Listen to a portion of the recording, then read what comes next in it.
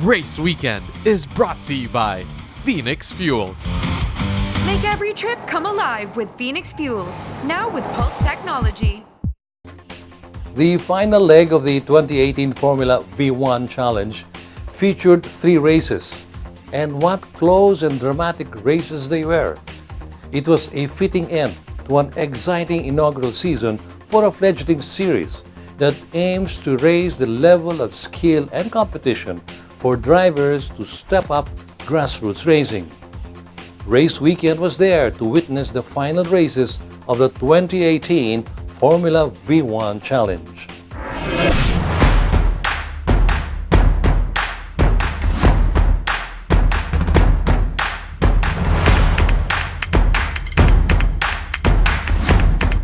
We're here once again in Clark International Speedway for the final races of the 2018 Formula V1 Challenge.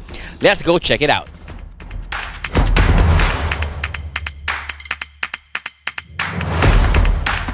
The sun is out over blue skies at the Clark International Speedway. Perfect weather for the final round of the 2018 Formula V1 Challenge. It's a hectic day for teams and drivers as there are 3 sprint races on schedule. Race 4, 5, and 6 that will determine the overall champion for both the pro and the amateur class.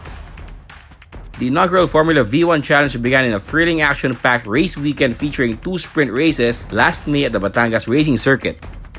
13 entries were on the starting grid for the one-make race series featuring one-seater race cars developed by a racing car manufacturer in Japan that aim to provide a step up from a circuit grassroots racing for local as well as regional race car drivers.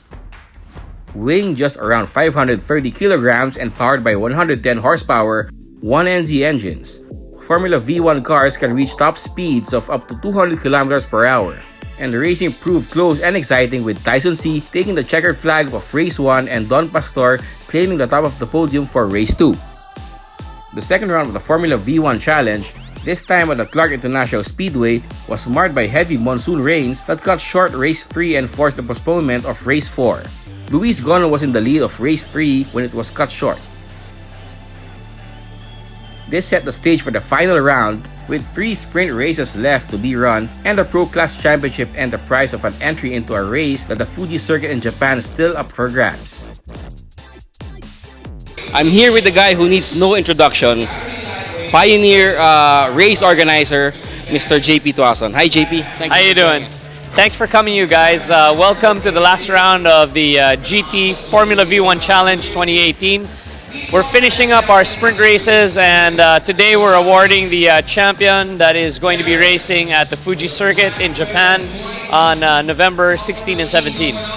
Okay, tell us a little more about throughout the course of the past couple of months. How was Formula V1 Challenge performing in terms of being embraced by the public? Well, it's been a fantastic pickup. We've had more interest than we thought we would have in our first year. So in less than 10 months, we've had 14 cars on the grid.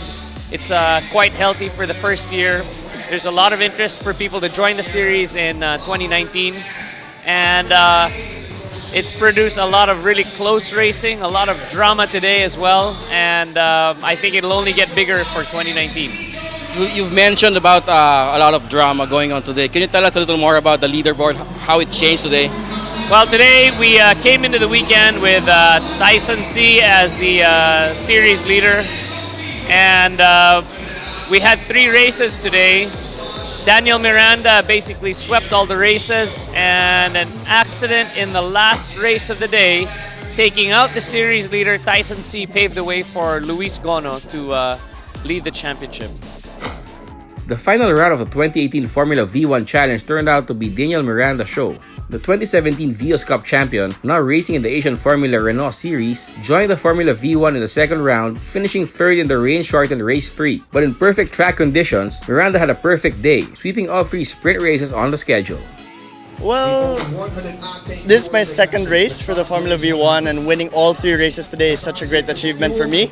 The car handled so well, the team did a really good effort, making the car 100% for me to win all races. I'd want to thank Toyota Balintawak, Toyota Avengers, and everyone involved for making this all possible. In the amateur class, Foreign drivers dominated the podium finishes. Sean Smith won race 4 and 5 with Shane Henderson in second and Juicy Hoika in third, joining him on the podium.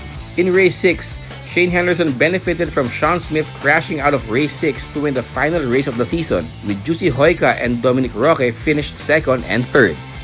With the season over, drivers in both the pro and the amateur classes are looking forward to competing in the 2019 Formula V1 Challenge.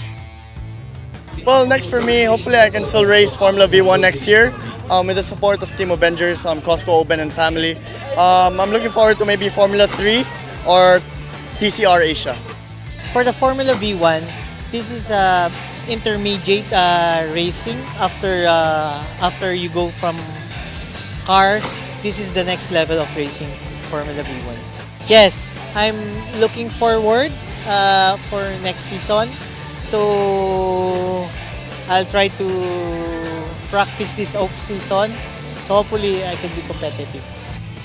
JP Tuason and the Tuason Racing School are looking forward to a bigger grid at next year's Formula V1 Challenge. So how are you preparing for next year's Formula V1 Challenge?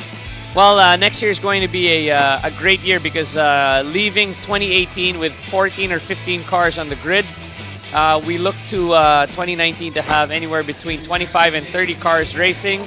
And next year, we're very, very excited. Our prize for our series champion is to get a chance to race at the Suzuka circuit in Japan.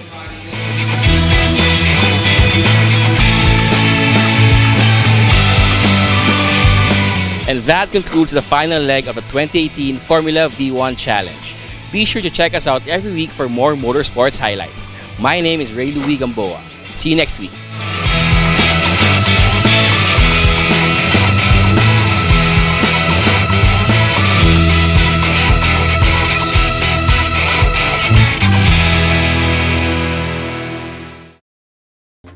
There is reason for JP Tuason and the Tuason Racing School to be optimistic for a bigger grid and greater success for the Formula V1 Challenge. This year's races have certainly whetted the appetite of motorsports fans, as well as local and international race drivers, for more of the same or even more exciting track action. The year 2019 will surely see more local drivers in competition. This week's feature on Race Weekend has been brought to you by Phoenix Fuels. Make every trip come alive with Phoenix Fuels, now with Pulse technology.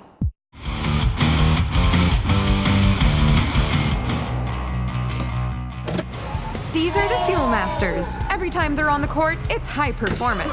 Every time I'm on the road, I can also expect high performance from Phoenix Fuels.